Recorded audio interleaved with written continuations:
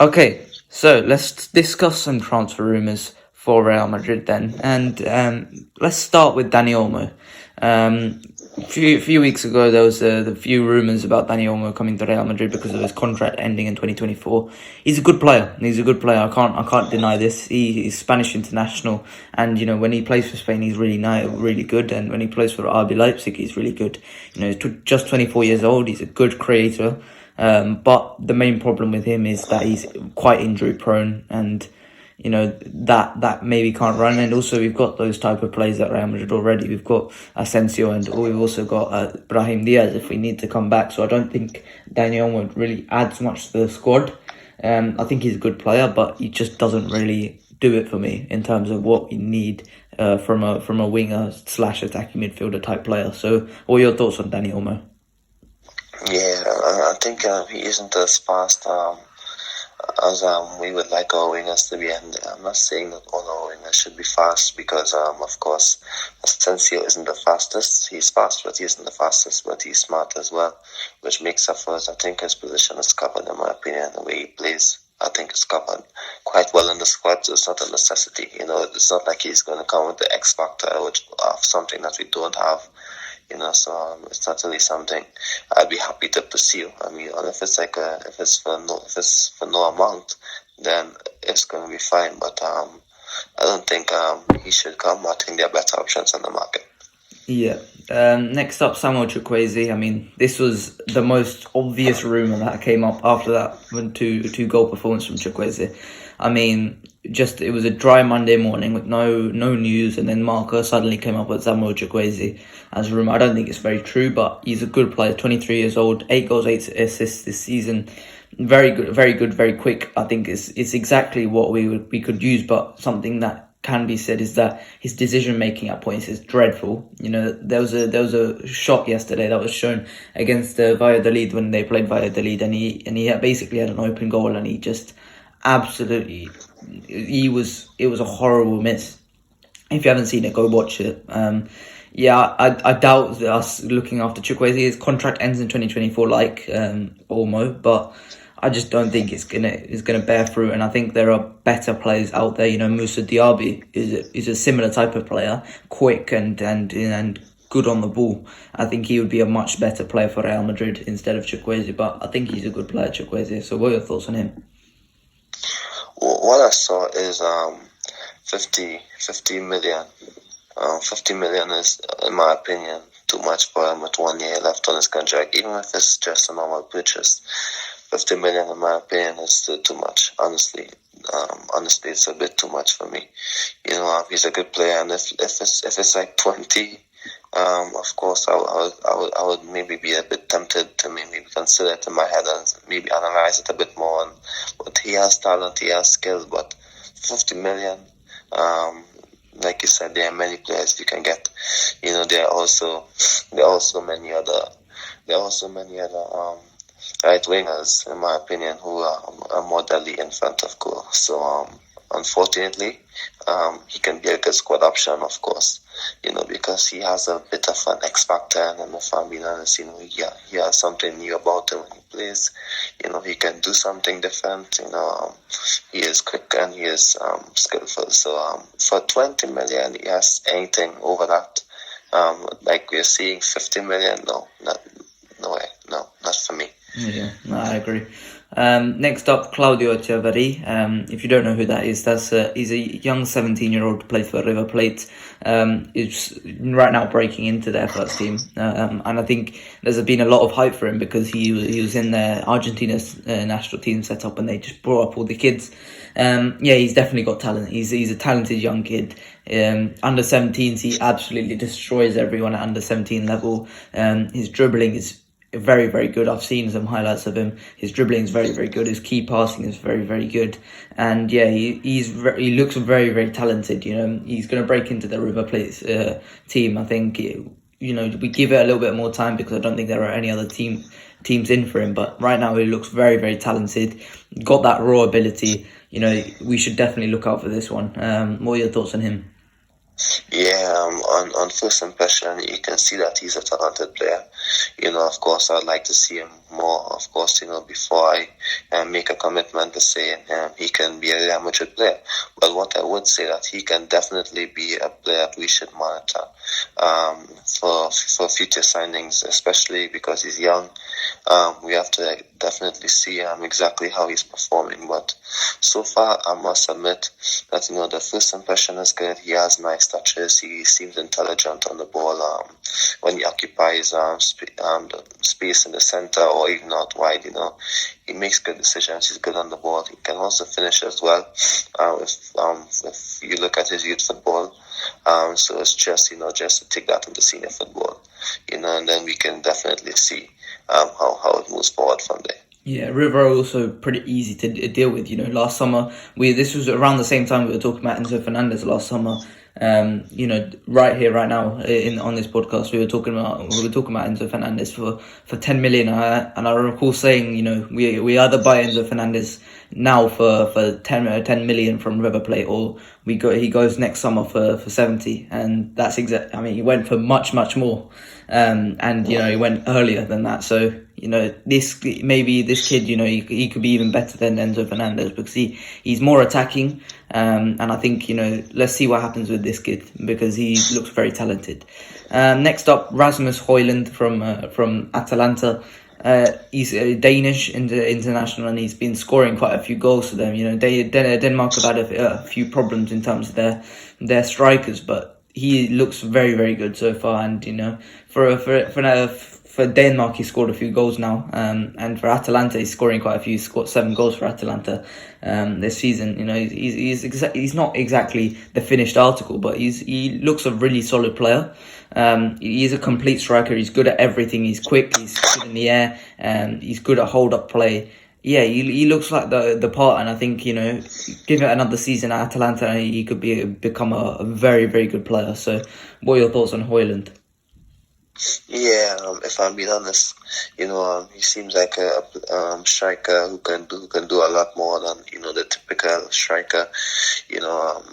We made mistakes when we signed Jovic. I think if we go after Vlahovic, it's going to be the same thing. So if you ask me if I would take him over guys like Marcus Thuram and Dusan Vlahovic, I would definitely say yes because I think he offers just a bit more. I think he will suit Madrid more than these guys, not just because they're bad players, but I just think that he'll suit Madrid more, just because of his style, in my opinion.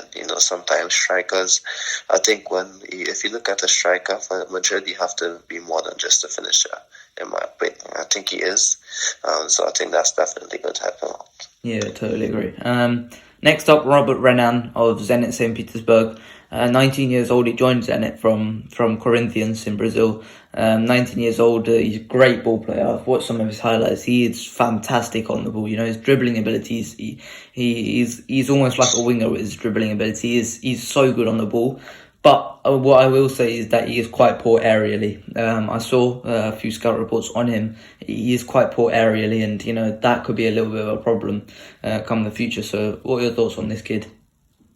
Well, I haven't seen much of him. I know that he's a defender, but I would like to see more of him. I would trust your judgment on this one, because of course, as per just a little I've seen of him, he seems good on the ball, for now. But I would definitely like to see more of him. For my own personal research as well, and of course for a collective view as well before I think of making an analysis on him. Yeah, there are better players out there. Instead of buying this kid for 40 million, you got Josko Gvardiol. There's a couple of on here as well who we'll talk about later, who are cheaper, possibly, and better value for money. So let's move on to the next player, Arnau Martinez of Girona. Good player he is. I really like him. He's 3 goals, 2 assists. He's really solid at pretty much everything. If he takes that one step at every ability, I think he could become a world-class two-way fullback. He is really nice and he can play centre-back as well. So I think this kid he looks really good for Girona, and I think going forward, I think this kid could become a really nice player for us. So I think for 20 million, this could be a bit of a bargain, to be totally honest, because we've been talking about even Fresneda, but Fresneda's hardly a bargain at 30, 40 million. This kid has not been talked about that much, Martinez, and you look at him, he's got everything you need in a fullback. I really like him. Yeah, I've also heard that that Barcelona is actually interested in him as well, or many people would say that he suits the way Barcelona play. He did well against them, and of course, similar to the way Chukwueze did well against us. I think he did well against Barcelona, and of course, it attracted a lot of their fans to make comments that they should sign him because, of course, they need a fullback who can move forward. So I think, yeah, he can be a good option, especially if you see our fullback situation. I think a lot of fullbacks, will have a good chance of doing well. Under a good coach for us, I think a lot of fullbacks will have the opportunity to shine. So I would say, yeah, for a good cost, yeah, in my opinion. Yeah. Next up, we've got Gianluca Prestiani of Vélez Sarsfield in Argentina again, and he's a fantastic player, just like Echeverri. He's 17 years old. He's very, very like that type of flair attacking midfielder who's really talented on the ball. What I will say is he looks a bit weak for an attacking midfielder. He looks quite weak, and if he comes into more of a physical league, let's see how he does in Argentina and in that first season. But again, a really talented attacking midfielder. Let's see how he does, against stronger defenders. So, what are your thoughts on Prestiani? Yeah, well, similar to before, I think that he's a good player. At first impression, you see that they are talented, but of course, it's definitely how they develop into senior football. Or how dominant they are in youth football. Sometimes when you look at youth football, when you saw Vinicius and Endrick, they were so dominant, and that they can play senior team football, and the transition was a bit smooth for them. So I definitely believe that it's if they're dominant in youth football, then you can say, okay, yeah, they're standing out. You can spend big money, because if you remember, we spent big money on Vinicius, before he played a first senior team game because he was too dominant. And so far, all of the other players, so far, they're not that dominant. They're doing well, but they're not dominant. Which means that the transition into senior team football is going to take a bit longer. Which means that we will have to maybe wait until like 2021, before we commit to maybe making a signing, in my opinion. So I think he's similar.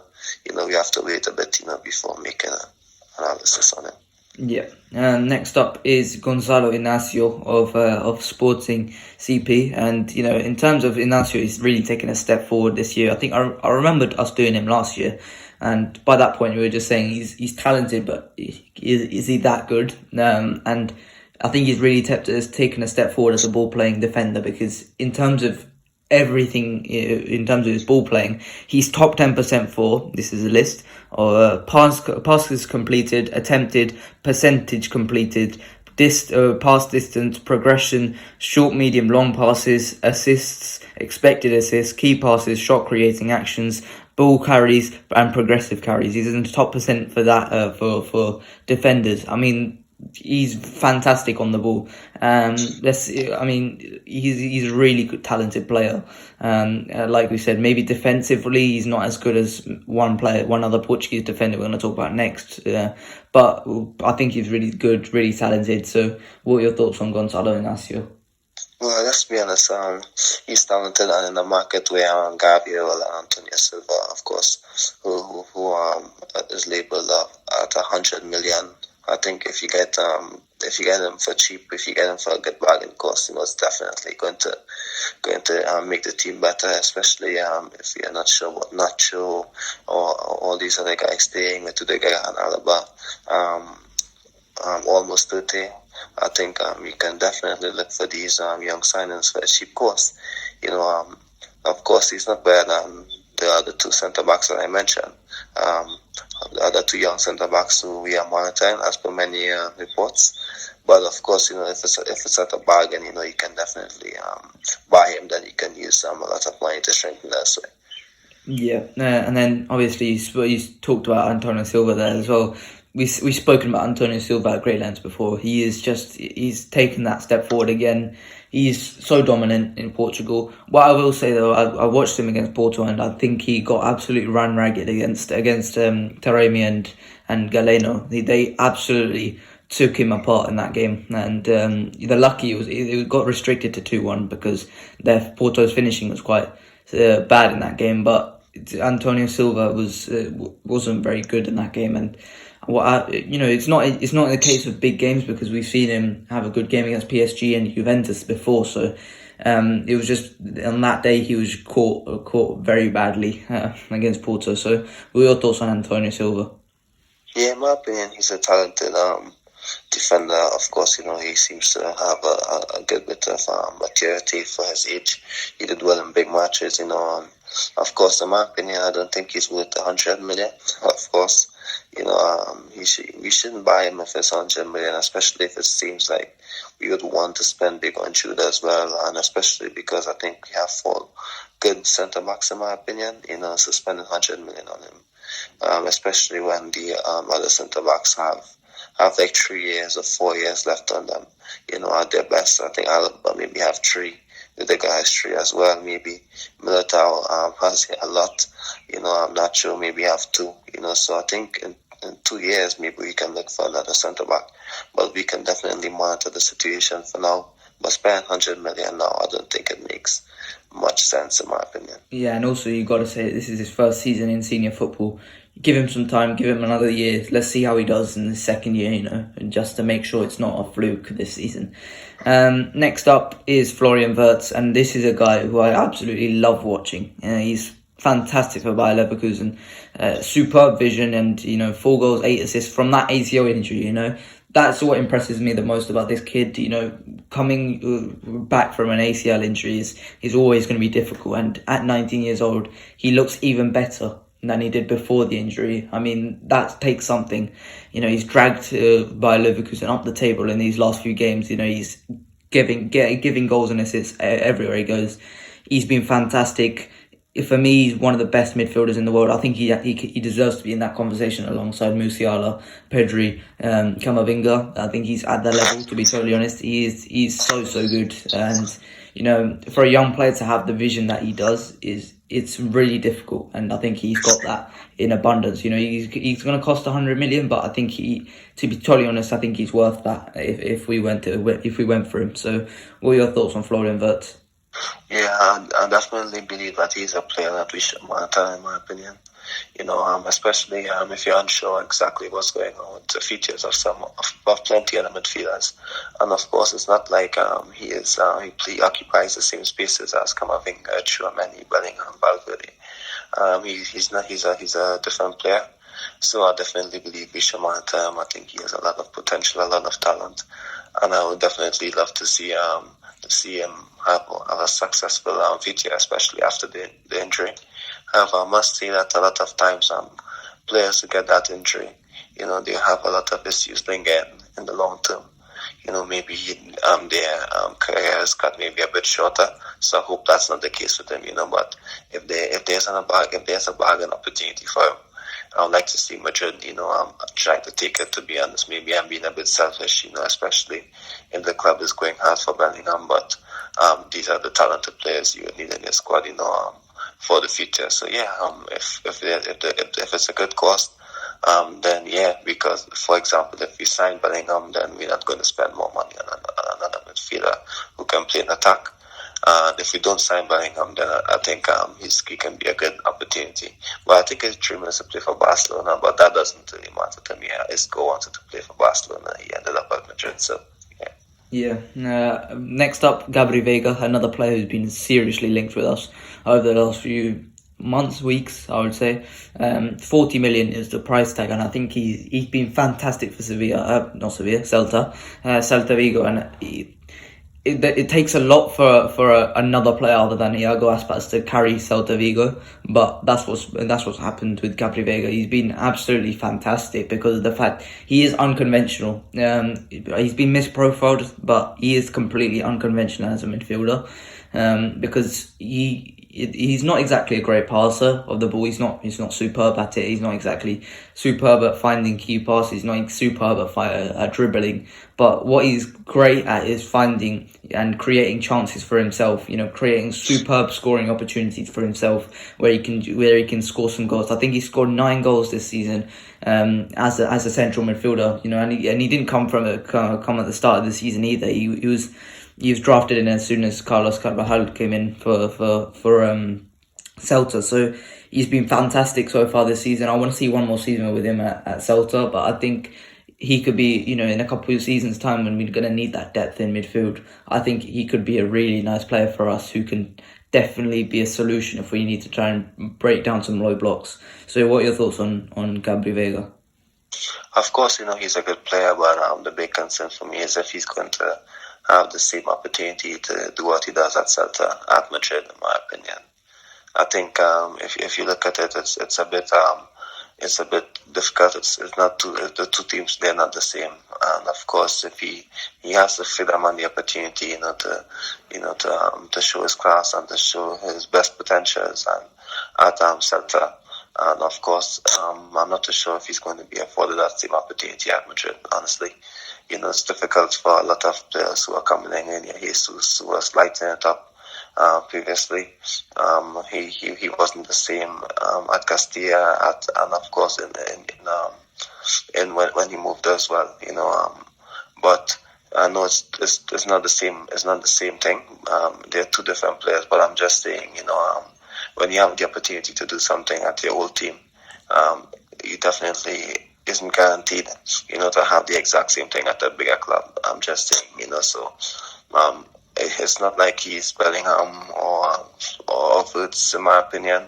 I think there are two better options than him, but let's just say the market opportunity is there, like I think it is, then we should sign him. But of course, it's going to be difficult to expect him, to get the same goal contributions immediately. I think he can in the future, but for the first few seasons, he'll have to be given time, in my opinion.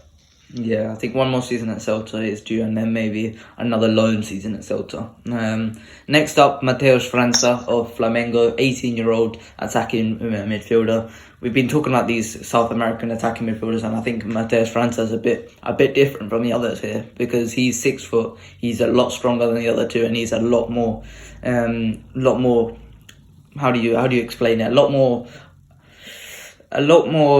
unconventional. A lot more quite lanky and quite awkward, gangly in the sense that he's not exactly smooth in the way he dribbles, not exactly smooth and quick, but he's still as good as dribbling as the other two, and he's still very, very based on flair, skills, all of that. And I think if he had some goals to his game, if he had some assists to his game, I think he could be a really nice player, Mateus França, and maybe he could become a deeper player, or maybe he can become an out-and-out winger. But let's see what happens with França, because he's really talented, like a lot of these players are. So what are your thoughts on Mateus França? Yeah, I think he's talented and first impression, but similar to a lot of these other young guys from that side, I think he is. I think he has a lot to work on, to be at the level to contribute to Madrid. I think at his age, if you look at it, that's the age where Vinicius came, where Rodrigo came, where Endrick is going to come, and that's the age he has to, be open to contribute to Madrid immediately. I think that's not the age where you're going to come and you're going to take some time to settle in. You're going to be criticized, especially at this team. So I think how he's 18, I think he needs a bit more time and needs to be a bit more finished and polished, to contribute. That's my opinion. Of course, he's talented, but I would like to see more from him, and more dominant plays from him before I can say he can be a Madrid player. Yeah. Next up, Jeremy Frimpong, one player who I've really enjoyed watching by Leverkusen. 8 goals, 8 assists. Those are stats for a winger, not a right back. He's been so good. He's got the best XG, best expected assists, goal creating actions, progressive carries, fouls drawn of wing backs in the top 5 leagues. He's been fantastic. 22 years old. But Leverkusen have been He's been linked to Manchester United and Barcelona. I'd really love to have him at Real Madrid because he's a top right back. Maybe it's hard to translate that to being a right back because he does play as a wing back for Leverkusen. But I think he would be an excellent signing because he's really good offensively. He's probably the best option that is available right now for us to sign. So, what are your thoughts on Jeremy Frimpong? Yeah, of course. I think the market opportunity is there as well. I think he's top 5 in terms of dribbles completed in the top leagues in the world. So I think top 5 is quite good. I think just behind Messi, Vinicius, and Bellingham. So of course he's in good company, and of course you don't expect that. Let me confirm that for you. Yes, he's actually 4. The successful dribbles in the top 5 leagues, and with 71, 4 behind Bellingham, 75, 15 behind Vinicius, and 14 behind Messi.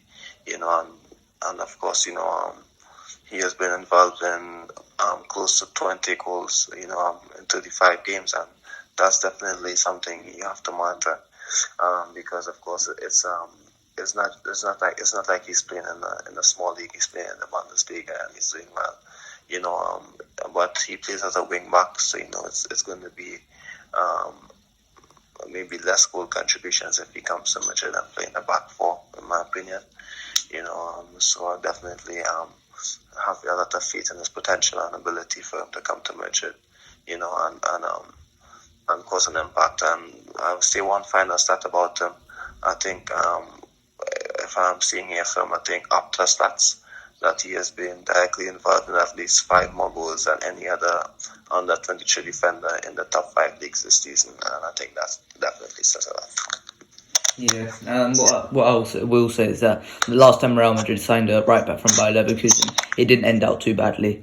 So let's move on to Mo Salah, and he's been linked to Real Madrid, and we obviously know he's a superstar. It's Mo Salah, for God's sake, it's Mo Salah, and at the end of the day, it's Mo Salah, and he's got a fat wage, 30 years old. This could end up badly if we did sign him. We've seen that with Hazard. I wouldn't sign him personally because, as much as he is world class and Real Madrid loves signing world class players, it feels like it has all the possibilities to go wrong, and as a result, I wouldn't sign him because we've got Rodrigo there already, and if Mo Salah is there, he's gonna and if Mo Salah is available, he's gonna play every game because it's Mo Salah. 21 goals this season, he's been fantastic, and there's no doubting the fact that he's got ability and he's world class. It's just, I think it's too many possibilities of it going wrong if we were to give him, let's say, if we were to pay 60 million and then give him the 300k per week. He has so many possibilities of going wrong. I would just not do it as well. So what are your thoughts on Mo Salah? Yeah, I think of course he's talented. He's going to get you goals, of course. But for me, I've been a bit skeptical of this, for a while. But I keep saying, yeah, it can happen. The opportunity is there. But time is passing. Years is passing. I think is he 30 or almost 30? He's 30. He's 30. Maybe 2 years ago I would say yeah. Last season I would say yeah. And of course I kept saying yes, and time is ticking. But I think now, at the summer, I think I'll have to say no if I'm being honest. It would have been a good opportunity like a couple of years ago because he's still doing well. He's still scoring goals, of course. But of course I don't think it's going to be the same. Unless let's say Klopp comes and of course he wants Salah for a couple of years, fine. But I don't think he would be the same under any other coach for like a couple of years than he would under Klopp. Yeah. Next up, James Rodriguez, and that, I would never thought we would be talking about this name on Real Madrid ever again until he inevitably retires. But 31 years old, free agent, 5 goals, 6 assists this season for Olympiacos. I would not say no. If we were to get him on a low wage, let's say 10k per week, I would not say no because James Rodriguez clearly has ability, and if we were to play him on the right, to break down Cadiz, to break down all these low block teams, I think James Rodriguez could be quite useful on a low wage as a super sub. James Rodriguez clearly still has the ability. Why not? Ancelotti likes him. Why not? So what are your thoughts on Rodriguez? To be honest, if it's 1 year, maybe I would think about it. Of course, but of course, it depends on if Ancelotti stays or not. But if Ancelotti doesn't stay, then it doesn't make any sense to have him. But of course, in my opinion, I think we should give those men surgery back. So I like James a lot, and if he comes back, for him, it's going to be good for him, and I think he's going to do better than Hazard and Diaz. Not Brahim, but Mariano. I think he's going to give you more goal contributions, because he can play more positions and help the team in other places. But I believe that Sergio Ribas needs minutes. I would quicker give Peter minutes than him, because Peter is also doing well at Castilla, and he's versatile. I think he's played left wing mark, right wing mark, left wing, right wing, so many positions. So I think these guys will have to get the minutes, and as much as I like James, and after his first season where he did so well, scoring all these goals and being so important, it just never clicked for him since then, and it's a sad downfall, but he's a player I have a lot of love for, in my opinion, one of my favorite players. Yeah, same. I mean, I would never forget that 2014 World Cup. He was truly magnificent there, and first season at Real Madrid, he was fantastic. So, I hope he does find a club where he can play well. Maybe for the last few years, maybe he finishes out in Colombia, maybe he finishes out at Argentina, maybe in Brazil. I don't know, wherever. Let's just hope he finishes out well. So next up, Kefren Turam, good young player, 22 years old. He is a midfielder. I would have concerns about his actual defensive ability, because he is a defensive midfielder. He carries the ball well though, and he's a good shot creator. But I do have my doubts, and I do think it's just not needed. Kefren Turam. I think other players would be more beneficial to us. So what are your thoughts on him? Yeah, but he's good on the ball, of course. I think that's why Deschamps took a bit too long to get Camavinga a goal in midfield. Because he wasn't at his best defensively, but now Camavinga is better defensively, and he's playing in midfield ahead of him, because of course he needs to get better defensively. But on the ball, he's a good player. He can make things happen in the attacking third as well, and in the middle third. But of course, like Deschamps said, like you said, he needs to get better defensively, but he is good, and the potential is there to do better. Yep. Next up, Alphonso Davies. We obviously know Alphonso Davies' qualities. I mean, he's a fantastic ball carrier, gets forward, can put a fantastic ball in. But again, amazing at dribbling. If he was with Vinny, it would be fantastic. But it's obviously the price tag that's the issue, and his willingness to move to Real Madrid from Bayern Munich.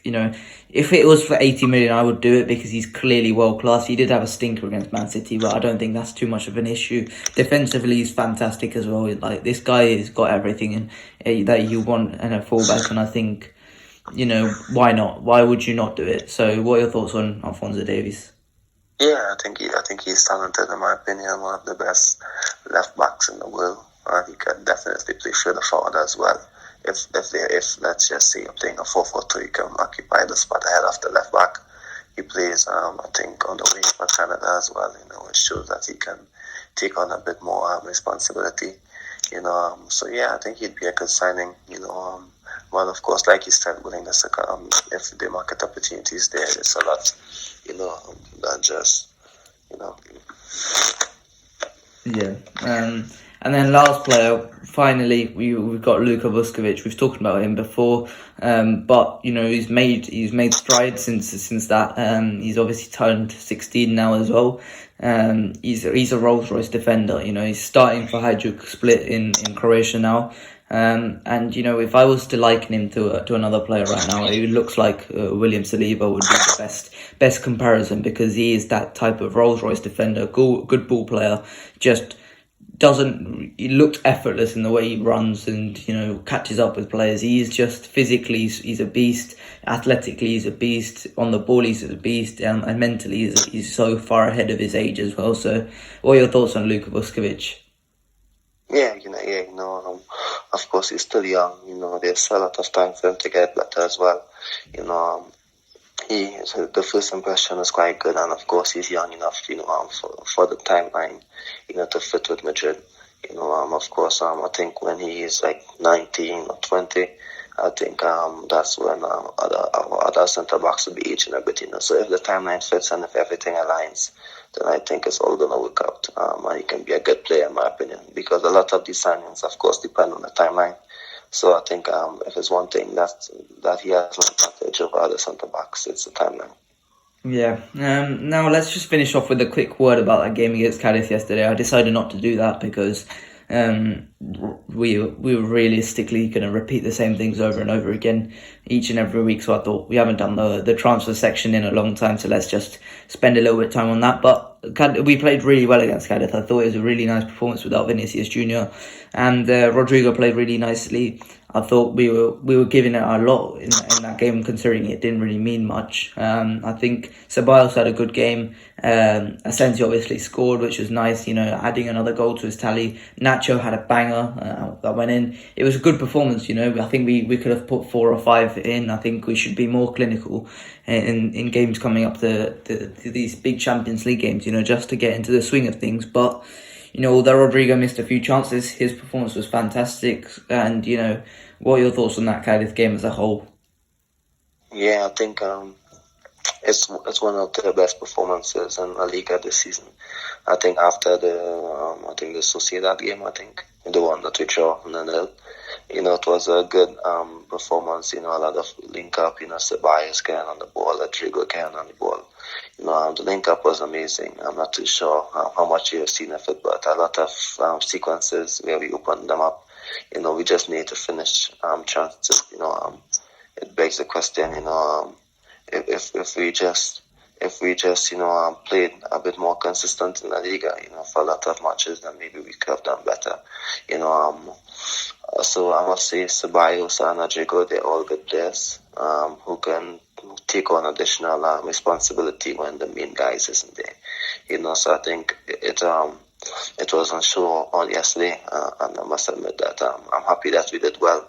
I'm happy that Ceballos was so confident on the ball, over 100 touches, the most in the game. That's numbers that Tony Kroos would normally do, and of course we would mention it when he does it, so we'd have to mention it when Ceballos does it as well, because it shows that he can definitely contribute off the bench in an important game, especially in the Champions League. I think if you need additional energy late in the game, a player who's confident enough to be on the ball, I think is definitely going to help us out.